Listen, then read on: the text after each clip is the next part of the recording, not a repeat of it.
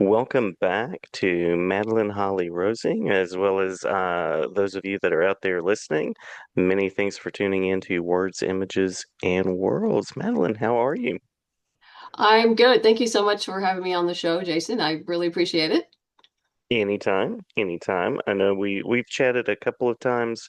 I believe the last time we were exploring Tesla, um, and the Pikes Peak era, and some of the areas of Boston Metaphysical Society that you were working on. So what's new in the society? Well, right now I've got a Kickstarter going on for a special edition volume 3, which compiles Mystery at Pikes Peak, which we talked about before, into but either a soft cover or hardcover volume. And it also includes pinup art and the variant covers that we ran. If people didn't pick those up, they'll get to have those. And also a brand new 11-page story with art by Roberta Ingranata called The Wraith of Mechanics Hall. And that was a lot of fun. Whenever I always add a special exclusive story to each of the trades, and when I go and try to, figure out what is this story going to be about, what do I want to do? There were two things. At some point I really wanted to bring back two of my favorite villains, which were introduced in The Scourge of the Mechanical Men, Emily and Travis Morgan, the twins, because they were just so much fun to write. And also, no matter how much research you do, you always learn something new and different about the world that you've been writing in. And I stumbled upon Mechanics Hall, which was an actual place in Boston in the late 1800s, where mechanics, they had apprentice training. It was also a charitable network for mechanics who were either injured or just, something bad happened. Um, and it was huge. It was this massive edifice. And so I was able to, get those images and get them to my artist. And I said, yeah, you got to get this right because this is just, it's perfect for everything about the story and the world. Um, and so that's where we ended up is at Mechanics Hall. Unfortunately, it was bought out by Prudential, I believe in like 1959, and they redeveloped the entire area. So yeah, it's not there anymore. But this was a massive complex. They had conventions there, and like I mentioned, training areas and just, offices. It was just I was amazed at that how organized. It was incredibly organized. And so I was able to bring some of those elements into the story and then, just do some other fun stuff with it. You mentioned getting to bring back some villains that you like. What makes for a really effective villain? What are some of those ingredients? Um, well, there's a couple. One, if you've read Scourge of the Mechanical Men, you you have to have sympathy for your villain. You really have to, you know, they have to have something that they're doing is right, but they may be going about it in the wrong way. It's like, okay, they have the right idea, but if they went about it in this other way, it wouldn't be so harmful to everybody else. Um, and also humor often plays a part. If they're humorous enough, they're likable. It's, if you've ever seen anything, I mean, look at the actor Alan Rickman. Whenever he played a Yeah. villain, you loved him. You just loved him. And so much of it is not only was the way because of the villain, the character was written, but how he portrayed it with humor and panache and always intelligence. So yeah, it's great to have a villain who is smarter than your protagonist because it challenges them, uh, have a goal that on the surface doesn't really seem like a bad idea. Uh, and uh, and yeah, and humorous, of course. But no, it's a lot of fun. And also they have to truly believe in what they're doing. There's absolutely no, they Nice. have to be an absolute true believer. No hesitation. Uh, yeah. Yeah, I know that your work has garnered some praise, some awards. So what's that been like? Tell us a little bit about the attention that you've received. Well, awards are kind of interesting. I can't say I've gotten this huge amount of attention, but it's just, it's nice to get a little bit of attention. And the award I think you're talking about is for Morgana Pendragon #1, uh, where we won the best single issue for the inaugural Zelda Awards. And I was very pleased with that because I'm very proud of Morgana. Uh, we finished up a Kickstarter for that a couple months ago, and issues 3 and 4 will be back on Kickstarter in the fall. We are done. Well, the art and coloring are done for issue #3, and Alden is about halfway through the art for issue 4. So I hope to have uh, them done and ready to go by the time we launch. And if they're not done, well, issue 3 will definitely be done with pre-press and everything. And hopefully issue 4 will be, almost there. Yeah, yeah. We've chatted genre before a little bit, I know. Um, there's just this interesting aspect of steampunk in that you get to kind of explore the world as it was, but you also get to take some liberties. So I imagine there's a nice sort of balance there for you as a writer to invest in these worlds, but then you're not bound to them at the same time.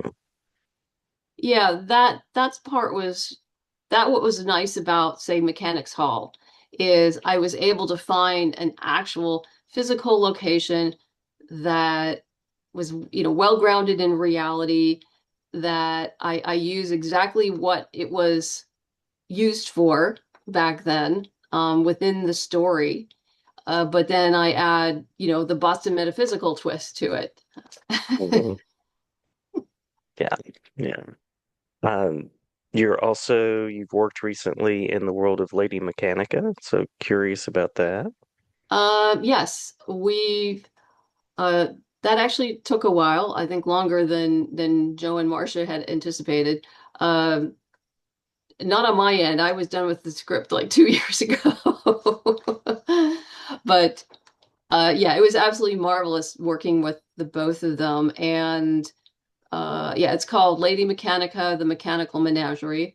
Issue 1 dropped in early May. Issue 2 will drop June 10th, I believe.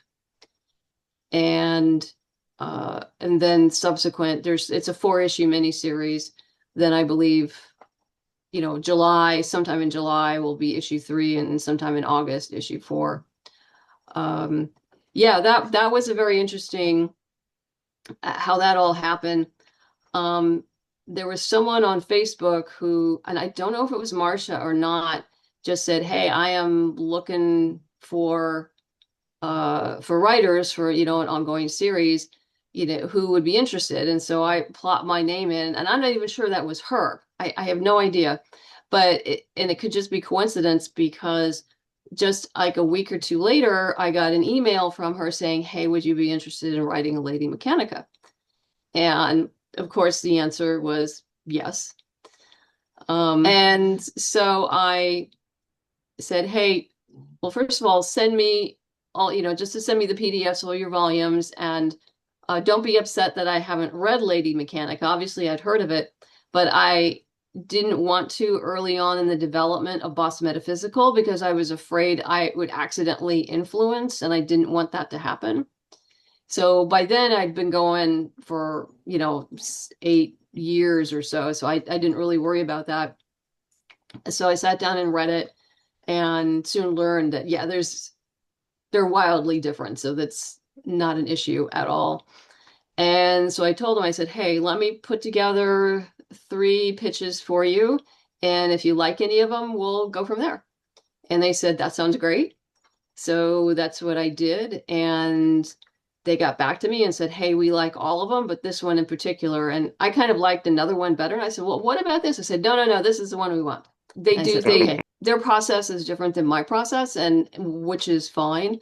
So what I did is we outlined and went back and forth and back and forth and back and forth on the outline before I even started the script, and then got that hammered out. And they like a script that's more in film script format, not comic book format, because Joe likes to do his own pacing, and sometimes his art will Joe's going to do what Joe's going to do because he's the man. Hmm. This is his baby. And so I would do things like suggestions like splash page question mark or page break question mark or I mean, I knew all of these were just suggestions, and then he took it and ran with it, and we kind of redeveloped some things as time went on, as he got his creative juices going, and which was a lot of fun because Marcia, his co-writer and editor, would say like, yeah, he really wanted to do this. And I'm going like, that's great. I can completely work with that. Let's go there. And so it was slow. And then he does the art. And then when he's finished with the art, it comes back to me to do a final dialogue pass. And then we go, it's sort of like an almost final dialogue pass. Uh, I'll do that. They'll review, send it back for any little changes, touches, and then we're good to go. So it's a lot of back and forth. Yeah, the collaborative process, absolutely. Yeah.